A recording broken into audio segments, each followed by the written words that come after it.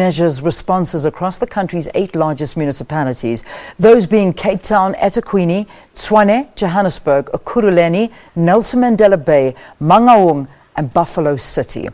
The rating is on actual services and delivery in their own municipality, with a view to providing clues regarding what citizens really care about. The author of the report is Professor Adre Schreuder, and he's here. He's in studio with us. It's good to have you. Welcome to Morning Live. Good morning. Yeah, thank you. So just give us a little bit more information about the Citizen Satisfaction Survey. We talk about it in its 3rd year. What's it all about? It is an American license survey that is run under a global license program that is available in about 19 other countries, of which South Africa has actually ran it now for the last 3 years, specifically citizen satisfaction, but it's also in the public sector.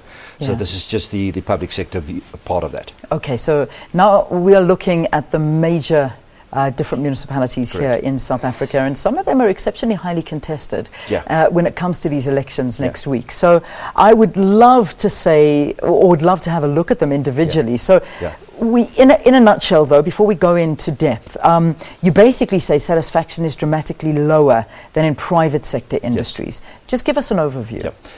Give you an example. It is currently the lowest of all industries. You know, so airlines being our lowest scoring industry in the private sector, this is actually scoring even lower than that.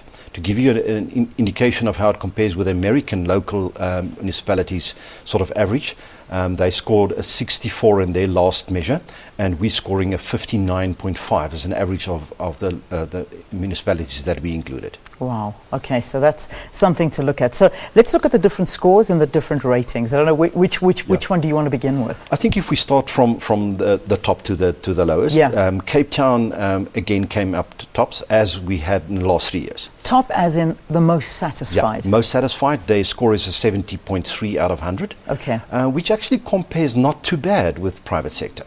But let's note that they're also down by 1.6 this round. Okay. Typically on the increase of expectations, and that is a general sort of finding here, is that pre-election we see increase in expectations, typical political promises being made, and that increases expectations of citizens in general. Yeah, but I mean, when you take the survey into consideration, what are you looking at? What are the different services that you are asking people about? Well, there's 5 components that we check. First of all, we ask general expectations with regards to services. That would include all services: water, lights, electricity, roads, parks, everything around that. Then we test the actual perceived quality of that, and we also check whether they believe that they get value for their money. Okay. You know, is it fair in terms of what they pay?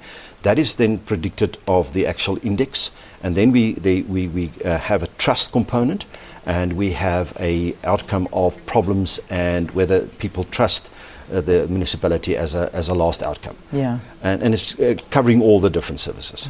Right. So it's quite comprehensive in terms of the services that we expect from a municipality, and those are the things we're really voting for when we're going to the polls. So Cape Town coming out tops. Who's next? Next we have eThekwini.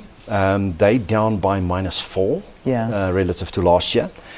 Followed by Tshwane, which is also down by -2. And let's stop there for a sec, because Tshwane is the big one. Yes. There's 3 highly contested ones, and Tshwane falls into one of the big ones. So as much as we think people are not satisfied, it still comes out not too bad. I mean, it's up there as sort of, you know, it's 2 below the top. Yeah, but one needs to realize is that the gap between Cape Town and eThekwini is almost 10 points. Oh gosh, okay. So there's a huge gap. So we have this grouping from eThekwini down to the lowest scoring in Buffalo City with a 47.6. All right, so it's a big gap. Yeah. What are they complaining about mostly? I mean, when we're seeing that people are not satisfied, when we focus in on, say, Tshwane, for example, what do they feel that they're not getting their money's worth? It's what we see with service delivery protest. Basics: water, supply, consistency, reliability, electricity, quality of roads and streets, and general tidiness, things like garbage, public areas not being kept and maintained.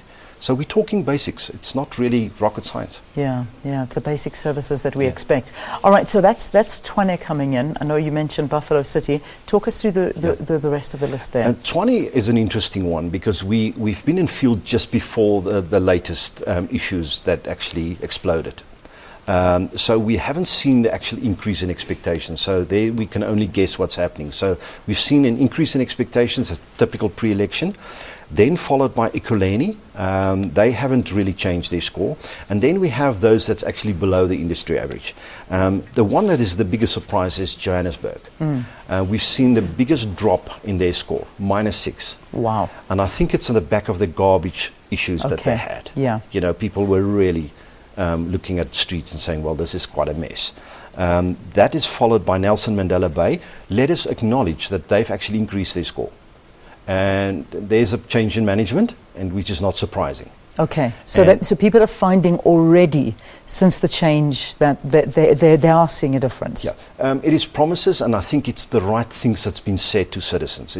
We will track investment. We will look after you as a resident by way of better economic growth.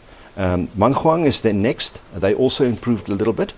And then the last is Buffalo City with a 47.6. And they've always been at the lower end. Yeah. And we know the problems there. So it's been a struggling municipality with regards to satisfaction. When we look at how many people actually participate in the survey, how do you conduct it and how many people are used? It is a very large sample. It's almost 2,700 residents that is randomly selected from every one of these municipalities. We need a minimum of 270 per municipality, and we do this to actually represent all the different economic sectors and segments in the area.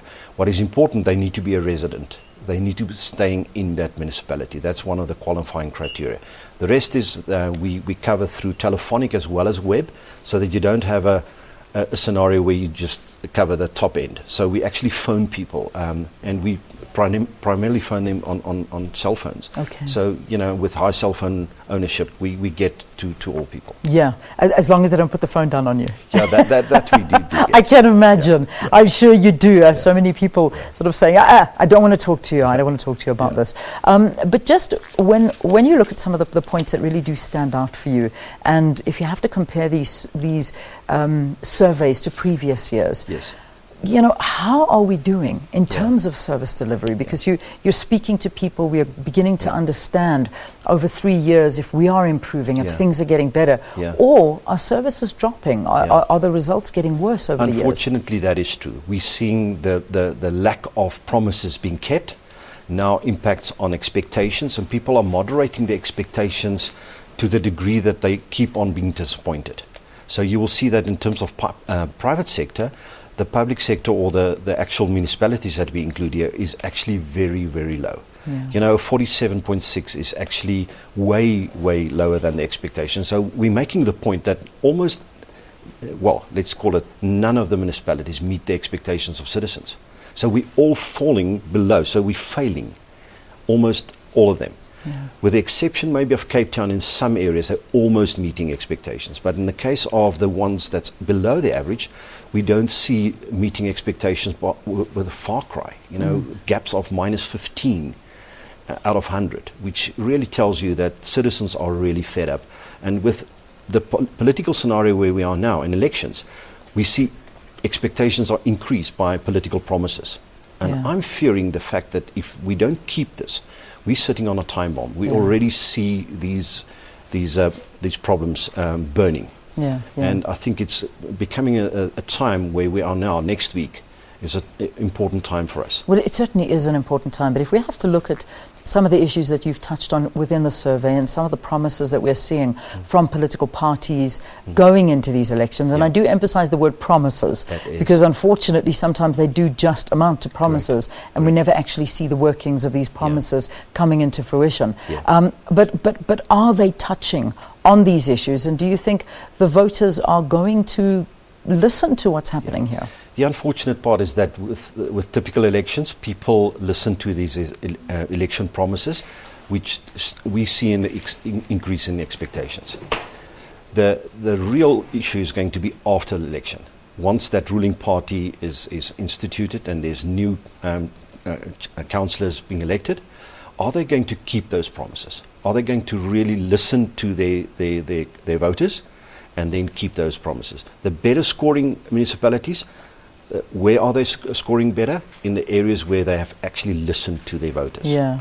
And the ones that's not are not listening to voters. It's typically corruption, leadership issues, and everything that actually causes that. All right, so it's all on there. Promises, deliver on those provinces. Just if people want to see this report for themselves, where can they get hold of it? I know it's being released today. It is on SACSI.co.za. No, it's actually only being released tomorrow, I can see. Yeah, it is currently embargoed, but they can, from tomorrow morning, they can actually go to the website sacsi.co.za. Okay, .co.za. So that's sacsi.co.za. You can download a copy of that there. Thank you for joining us. Really interesting. I think I've said your name wrong. It's not Adre, is it? It's Adre. Adre, No thank problem. you. Okay, I'm adding an N in there for no apparent reason. Adre Schreuder, thank you so much for joining us on the program. Author, citizen of the Citizen Satisfaction Survey. Let's take a very, very quick